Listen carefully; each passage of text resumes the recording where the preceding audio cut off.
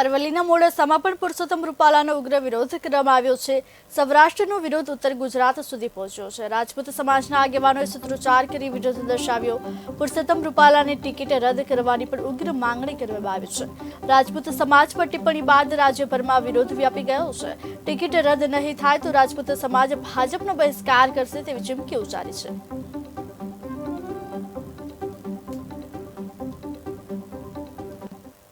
Bharatiya Janata party उम्मीदवार पुरुषोत्तम रूपाला साहेबे जे statement आप्યું હતું ક્ષત્રિય સમાજ વિરુદ્ધ રાજા મહારાજાઓ ભારતની અંદર 562 રાજા મહારાજાઓ હતા, એમાં એક રાજપૂત સમાજના નહીં, દરેક કોમના દરેક સમાજના રાજા મહારાજાઓ હતા। અને રૂપાલા સાહેબે જે ટીકા ટિપ્પણી રાજપૂત સમાજ વિશે કરી છે એમને ભોગવવી પડશે, એમને માફી જાહેરમાં માગવી પડશે। એમની ટિકિટ ભારતીય જનતા પાર્ટી મોદી સાહેબને મારી વિનંતી છે, સમગ્ર સમાજની વિનંતી છે કે એમની ટિકિટ રદ કરો, ને આખા ભારતમાં બધી સીટો ઉપર 545 સીટો પર અસર પડશે સમાજની।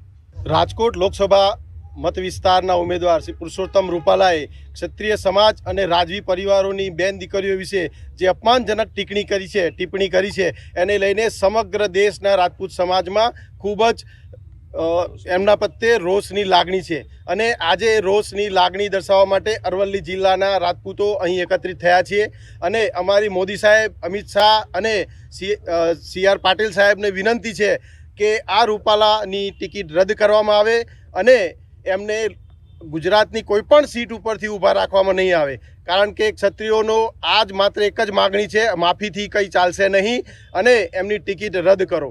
કારણ કે જે બેન દીકરીઓની અપમાનજનક ટિપ્પણી કરી છે એ કોઈ પણ સંજોગોમાં ચલાવી લેવામાં આવશે નહીં। તો અમારી ગુજરાતના રાજપૂતોની, ક્ષત્રિયોની એક જ માગણી છે કે આ ટિકિટ રદ કરવામાં આવે, માફીનામું કોઈ પણ સંજોગોમાં ચલાવી લેવામાં આવશે નહીં।